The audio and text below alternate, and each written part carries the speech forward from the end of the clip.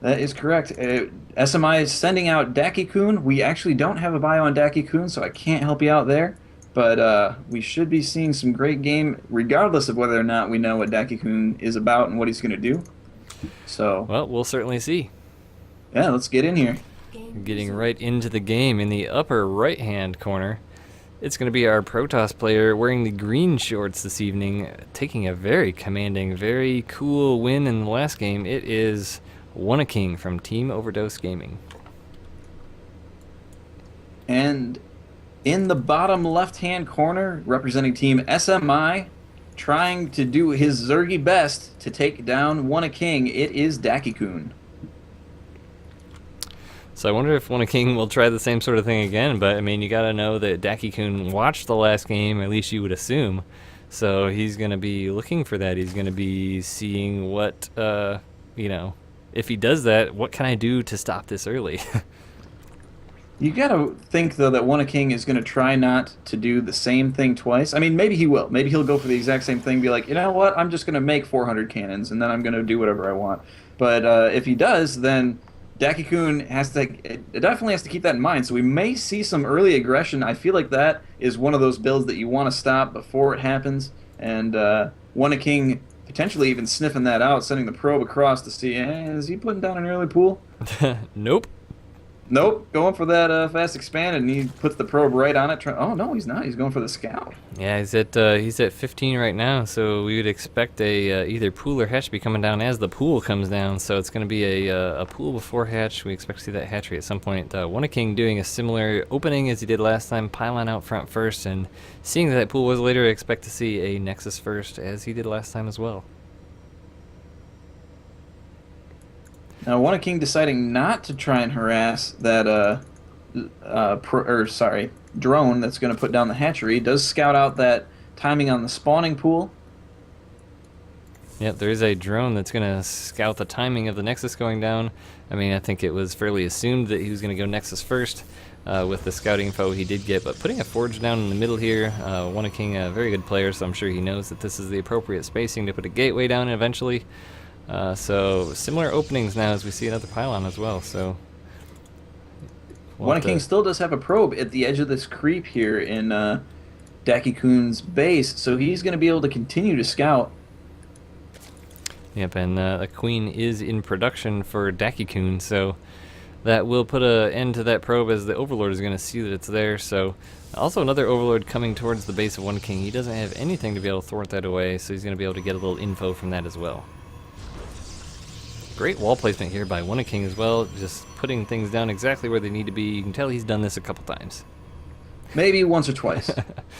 Definitely pretty placement, definitely fun to watch an expert city manager at work.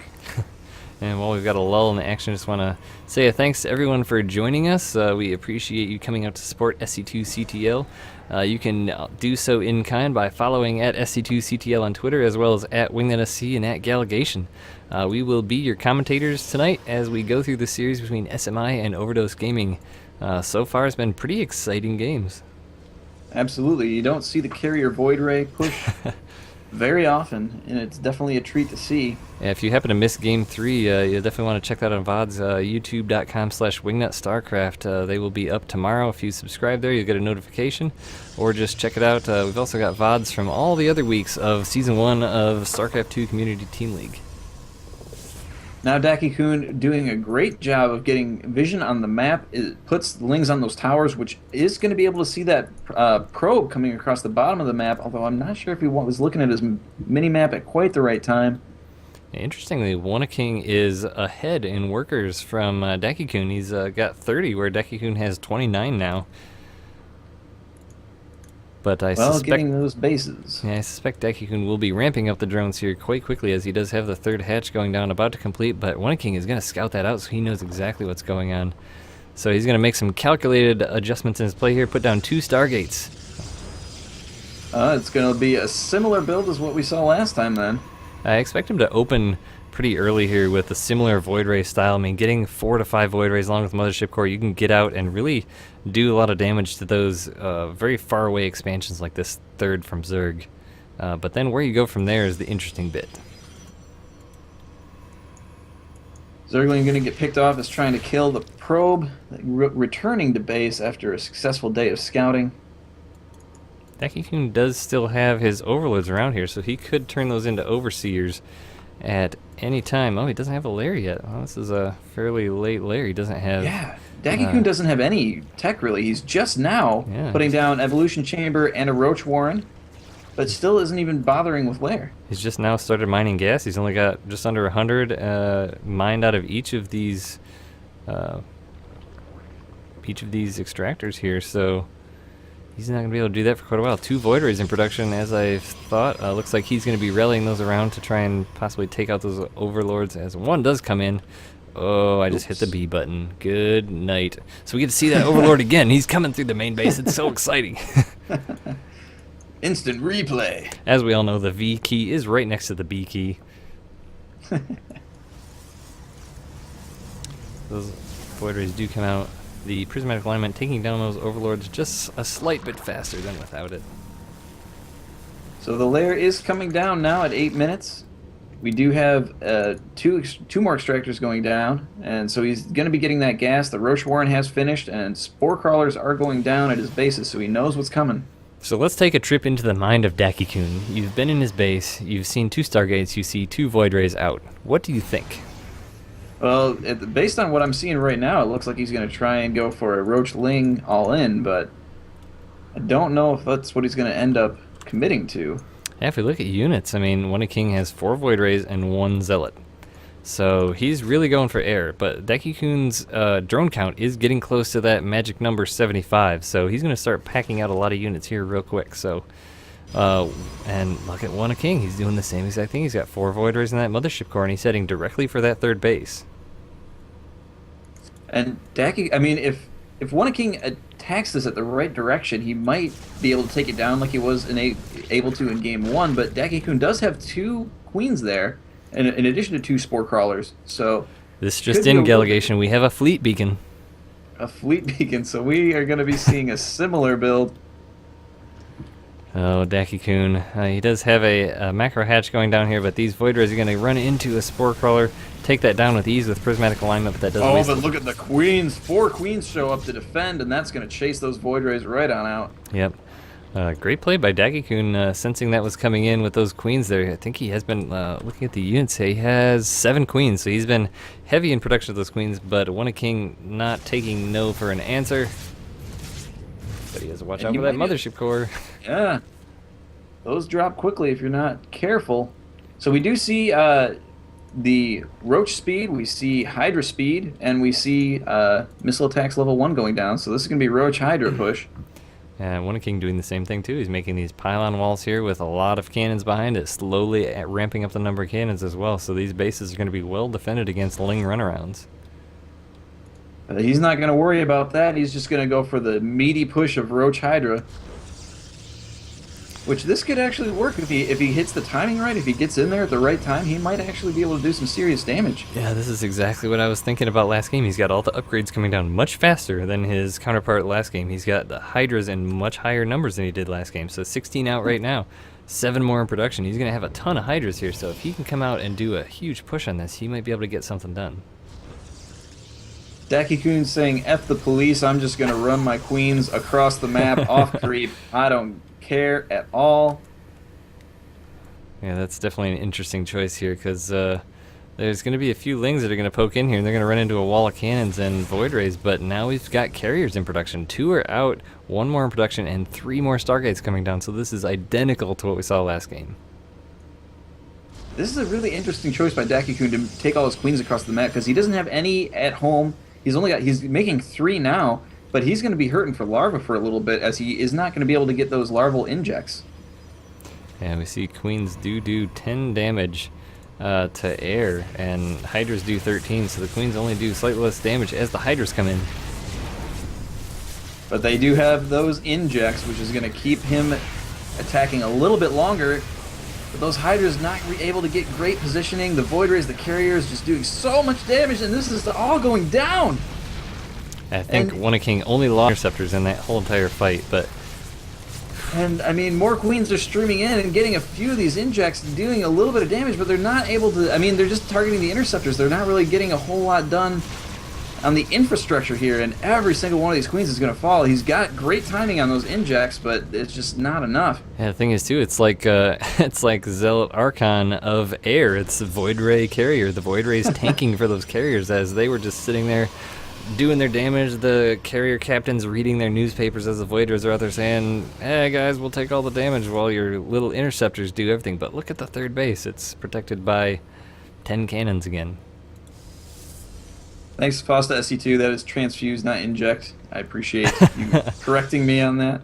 So if you want to see a funny little stat, you might want to check out the units lost tab, as Dakikun is hurting heavily.